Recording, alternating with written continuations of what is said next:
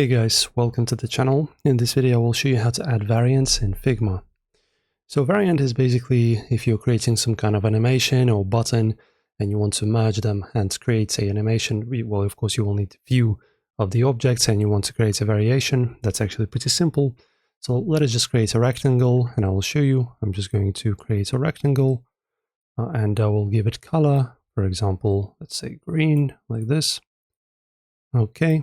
So firstly, in order to be able to add a variant, we need to make a component first.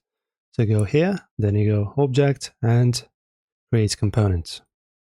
And now, after doing that, just right click on the object itself, Main Component, and Add Variant. This is our magic button.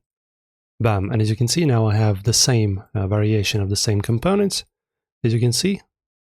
And now we can use both. Alright, as you can see, you can also make some more components just by pressing on the plus in here, and you can just make as many of them as you want. And that's pretty much how this is done, guys. Enjoy. So if this helped you out, don't forget to like the video and subscribe, and I will see you in the next video.